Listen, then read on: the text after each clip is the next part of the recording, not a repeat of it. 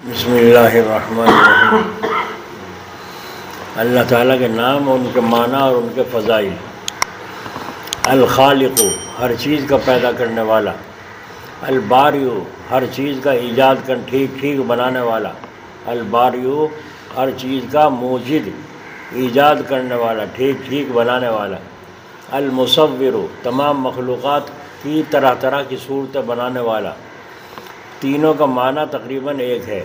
جب کوئی چیز بنانی ہوتی ہے تو پہلے اس کا نقشہ بناتے ہیں، سامان کا انتظام کرتے ہیں، اس اعتبار سے اللہ تعالیٰ خالق ہیں۔ اس کے بعد نقشے کے مطابق چیزوں کو کھڑا کیا جاتا ہے، اس اعتبار سے اللہ تعالیٰ باری ہے۔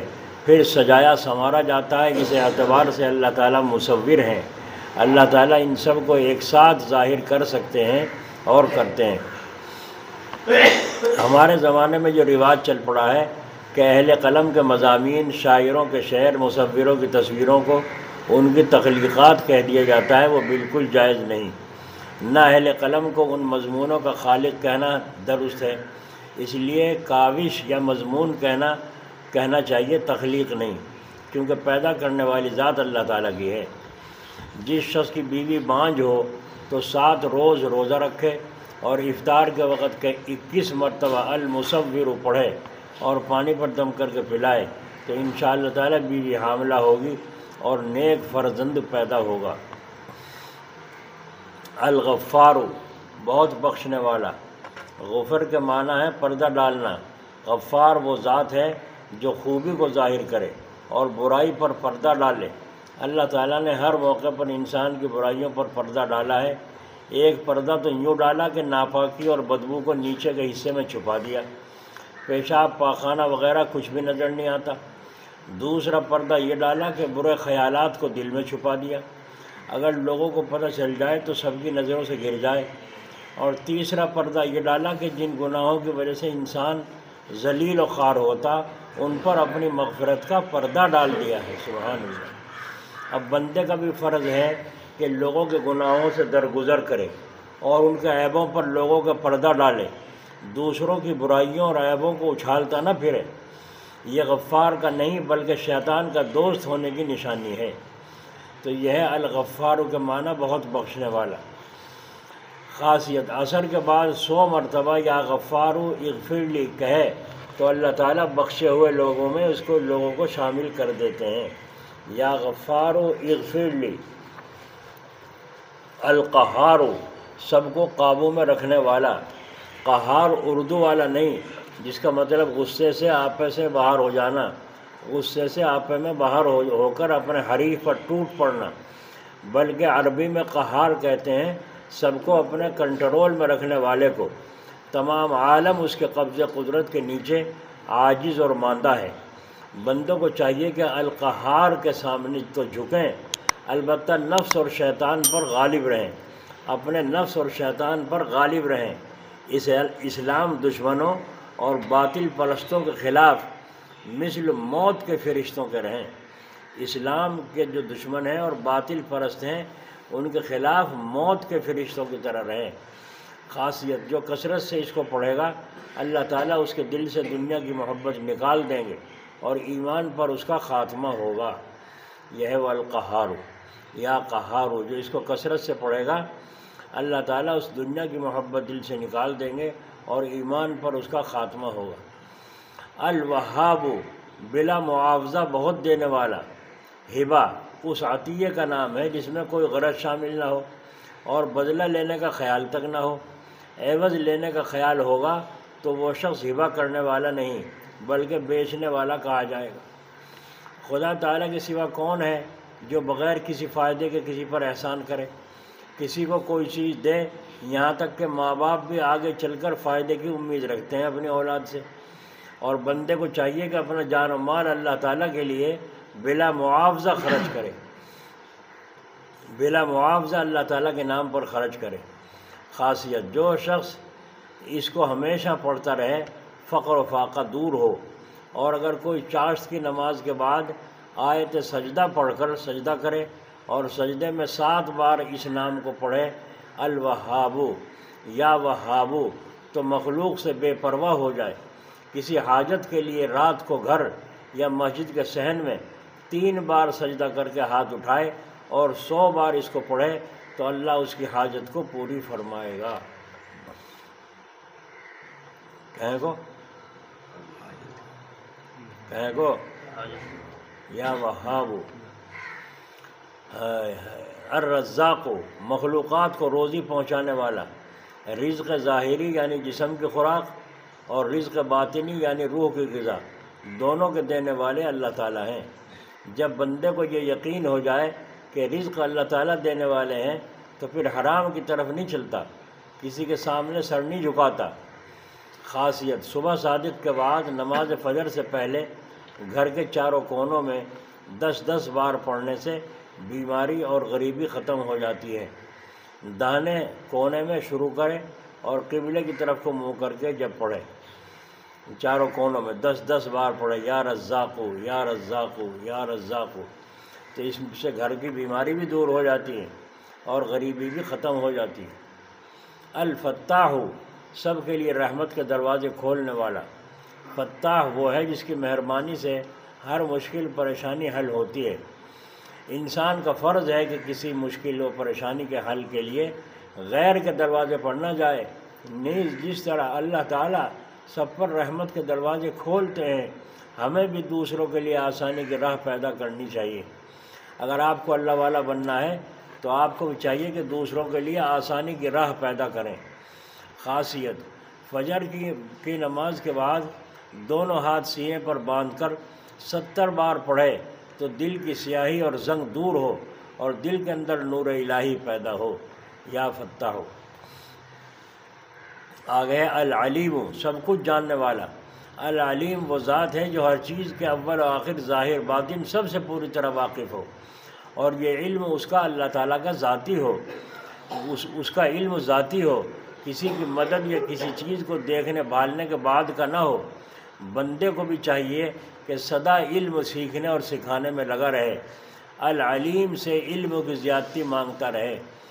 خاصیت، ہر نماز کے بعد 21 بار پڑھنے سے علم میں اضافہ ہوتا ہے۔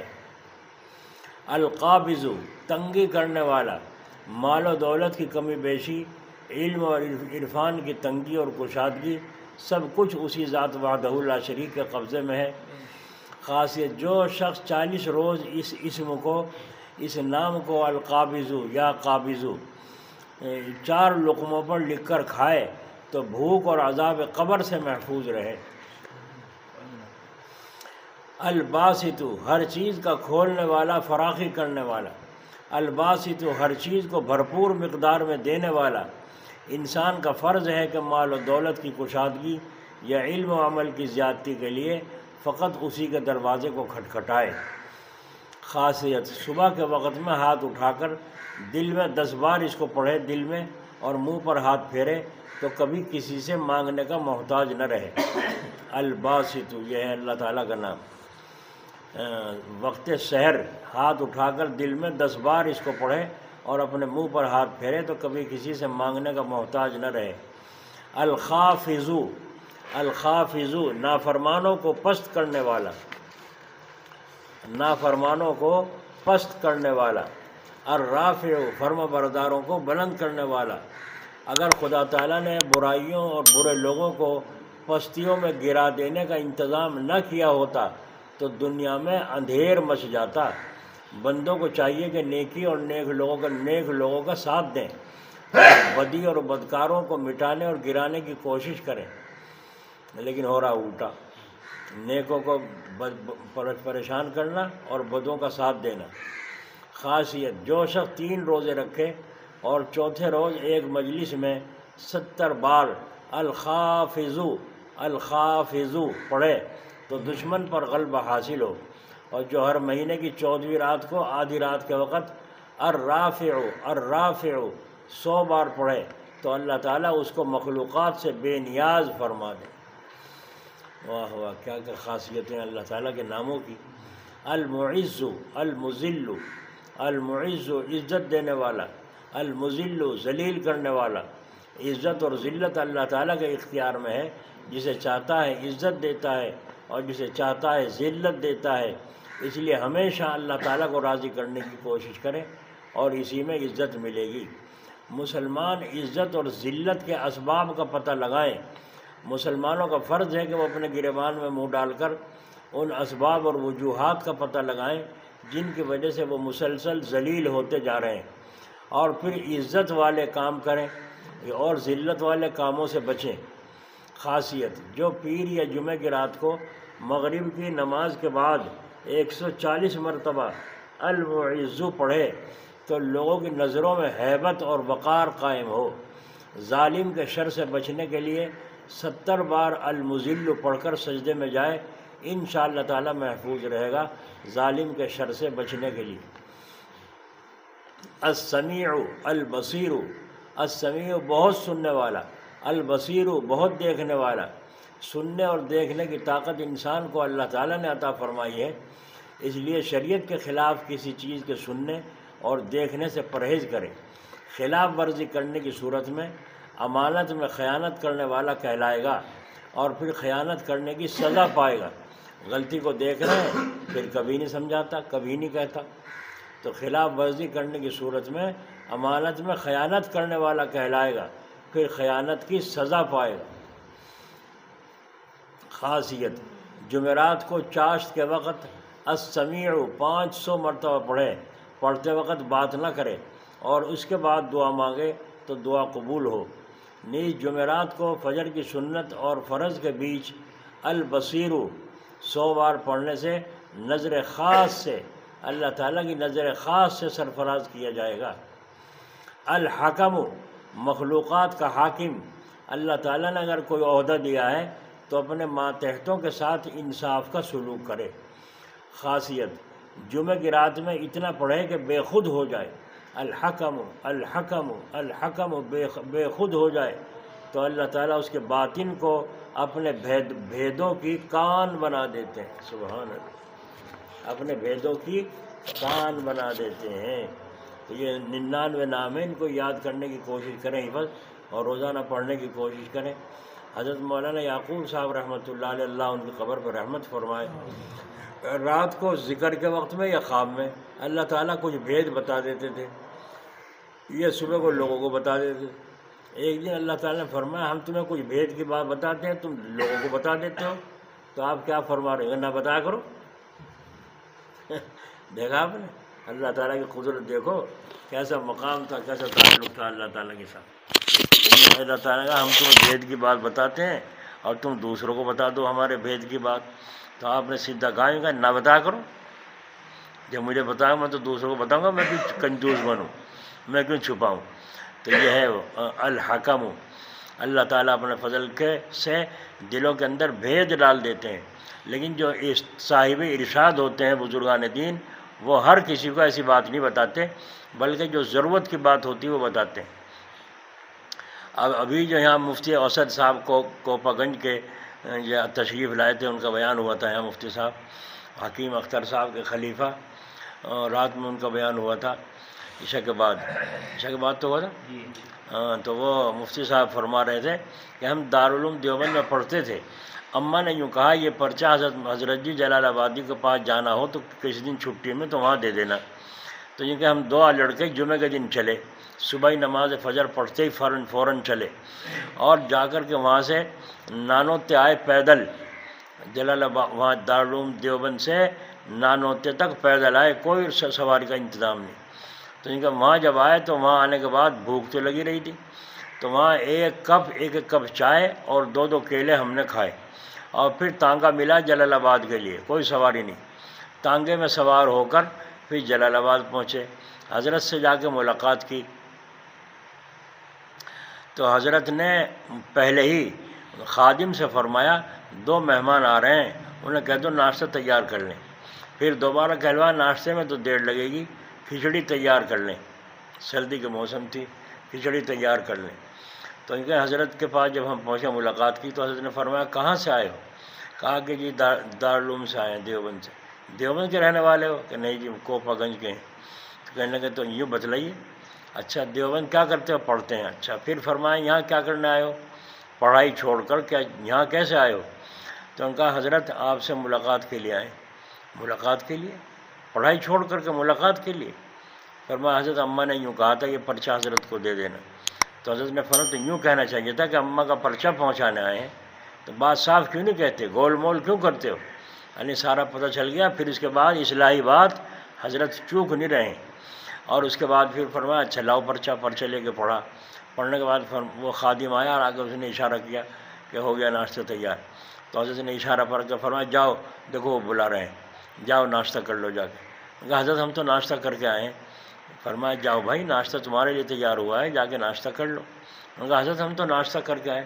ارے بھائی 2 کیلے 1 کپ چائے میں کیا ہوتا ہے؟ دیکھا آپ نے؟ کیونکہ ہم کو دیکھیں کہ وہاں نالوتے میں کون تھا، وہاں ایک چھوٹی سی دکان تھی چائے کی، ہم نے وہاں گئے، یہاں وہاں کچھ نہ کہہ دیا۔ تو فرمائے کہ ہم گئے، جا کے وہ کھچڑی رکھ دی، اور نینی گھی بھی اور ویسا گھی بھی اور دہی بھی اور اچار بھی چٹنی بھی سب سامان رکھا ہوا۔ ہم نے ذرا سا کھا کے کہا بھائی خادم کہنا کھاؤ بھی، تمہارے لیے تو پکوایا حضرت نے۔ ہمارے لیے؟ ہاں۔ حضرت نے فرمایا تھا کہ 2 مہمان آ رہے ہیں، کہ ہم حیرت میں گئے، یا اللہ ہاں 2 مہمان آ رہے ہیں اور 2 کیلے اور 1 کپ چائے پی کے آ رہے ہیں، اور یہاں ناشتہ تیار کرا رہے ہیں۔ لیکن حضرت نے کھل کر کچھ بھی نہیں کہا، جتنی ضرورت تھی اتنا کلام فرمایا۔ یہ ہے حکیم کی بات اور صاحب ارشاد کی بات، کہ جو صاحب ارشاد ہوتے ہیں وہ ضرورت سے کلام کرتے ہیں، بلا ضرورت نہیں جی کہ خواہ الٹی سیدھی کہنی شروع کر دیں۔ وہ تو ان کو دکھانا تھا کہ تم جو آئے ہو کس لیے آئے ہو۔ سید الیاس علی کاندلے سے حضرت جی جلال آبادی رحمۃ اللہ علیہ ان کا مشورہ ہوا کہ وہاں چلیں۔ ہاں صبح ایک وکیل صاحب تھے مظفر نگر میں، ان کا سید الیاس علی کا مشورہ ہوا کہ آج اتوار کا دن ہے، چلو بزرگوں سے ملاقات کریں۔ تو انہوں نے مشورہ کا کہاں جانا چاہیے؟ مشورہ یہ ہوا کہ پہلے کاندلے چلو حضرت جی کے پاس، پھر جلال آباد حضرت سے تمہیں 2 بزرگوں سے ملا کے لاؤں گا۔ انہوں نے کہا چلو۔ جب باہر نکلے تو باہر نکلنے کے بعد پتہ چلا حضرت جی یہیں آئے ہوئے ہیں کاندلے والے۔ کہا وہ لو بھائی ایک کرامت تو یہی ہو گیا، ہم وہاں جا کے پریشان ہوتے کاندلے، یہیں حضرت آ رہے ہیں۔ ملاقات کر لی، اور ملاقات کر کے فرمایا یا حضرت یہ وکیل صاحب ہیں، آج اتوار کے دن ان کے زیارت کا شوق ہوا کہ اللہ والوں سے ملاقات کریں، تو میں نے ان کو بتایا آپ کے پاس، اور آپ سے ہی ملاقات ہو گئی اور جلال آباد جائیں گے۔ تو حضرت جی رحمۃ اللہ نے فرمایا جاؤ جلال آباد ضرور جاؤ، اور میرا بھی سلام کہہ۔ تو جب چلنے لگے وہاں سے گاڑی سے گھر سے، تو انہوں نے گاڑی میں سے اتر کے بیٹے کو جا کے بلا کے لائے، کچھ کہا، اور بیٹے نے آ کر کے پھر کان میں کچھ کہا۔ باپ وکیل صاحب چپ اور میں چلے گئے۔ جب جلال آباد پہنچے تو جا کر کے بیٹھے، ملاقات کی۔ سید الیاس علی نے تعارف کرایا یہ وکیل صاحب ہیں، اور آج ان کو شوق پیدا ہوا کہ بزرگوں سے ملاقات کریں۔ تو حضرت جی سے تو وہیں ملاقات ہو گئی کاندلے والوں سے، انہوں نے آپ کو سلام بھی عرض کیا ہے، اور پھر آپ کے پاس یہ ملاقات کے لیے تشریف لائے ہیں۔ وکیل صاحب ہیں بڑے مظفر نگر کے۔ حضرت جی رحمۃ اللہ نے فرمایا وکیل صاحب عجیب دور آ گیا ہے، عجیب دور آ گیا ہے۔ اول تو بزرگوں کے پاس جانے کی کسی کو توفیق نہیں ہوتی، اور اگر توفیق کبھی ہو بھی گئی تو یوں سوچا لاؤ میں تو جا رہا ہوں، اپنے بیٹے کو بھی لیتا جاؤں۔ تو بیٹے سے جا کے کہتا ہے چلو آج بزرگوں سے ملنے جا رہے ہیں، میرے ساتھ چلو۔ تو بیٹا آ کر کے باپ کے کان میں وکیل صاحب چپکے سے یوں کہتا ہے آج فلاں فلم آ رہی ہے، مجھے وہ دیکھنی ہے، مجھے جانے کی فرصت نہیں۔ تو باپ وکیل صاحب ایسا دور آ گیا ہے، باپ یہ نہیں کہہ سکتا کہ فلم میں آگ لگا میرے ساتھ چل، نہیں کہہ سکتا۔ اب وکیل صاحب دیکھ رہے ہم پڑھتے ہے نا۔ وہاں سے جب نکل کے ملاقات کر کے حضرت نے مصافحہ کر کے دعا دے کر رخصت کر دیا، باہر آ کے وکیل کہنے لگے صاحب کہنے لگے بس دیکھ لیا واقعی اللہ والے تو اللہ والے ہی ہیں۔ فرمایا وکیل صاحب انہوں نے کہا کیا بات ہوئی؟ سید الیاس علی نے کہا کیا بات ہوئی؟ فرمایا وہ جو تم نے دیکھا تھا نا میرا لڑکا کان میں آگے کچھ کہہ رہا تھا، وہ یوں ہی کہہ رہا تھا جو حضرت نے دیکھا آپ نے۔ تو ضرورت تھی تو کلام فرمایا۔ وکیل صاحب بزرگوں کو دیکھنے گئے تھے، فیض حاصل کرنے نہیں گئے تھے، لیکن وکیل صاحب کے ایسا انجیکشن لگایا کہ وہ ساری عمر کے لیے قائل ہو گئے کہ بزرگ بھی کوئی ہیں، بزرگ بھی کوئی چیز ہے۔ لیکن خام خواہ ڈینگے بزرگان دین نہیں مانتے کہ ہمیں بزرگ مان لو جی۔ اس لیے یہ اللہ تعالیٰ کے 99 نام ہیں، ہر کی صفت الگ الگ ہے، تو اپنے اندر ان صفتوں کو پیدا کرنا چاہیے۔ یا علیم علم حاصل کرنے کی بے چینی رہے، ہر روز کچھ نہ کچھ علم حاصل کرو جی۔ اور المذل اللہ تعالیٰ کا نام ہے ذلت سے بچانے والا، تو ہم بھی ذلت سے بچیں، دوسروں کو بھی ذلیل ہونے سے بچائیں، یہ ہمارے اندر صفت ہونی چاہیے۔ اگر ہم یہ نہیں اختیار کرتے تو اللہ والے نہیں بنتے، سمجھے نہیں؟ تو یہ اللہ تعالیٰ کی ذات کے نام ہیں صفاتی، ان صفات کو اپنے اندر پیدا کرنے کے لیے فرمایا تخلقوا باخلاق اللہ، اللہ کے اخلاق اپنے اندر پیدا کرو۔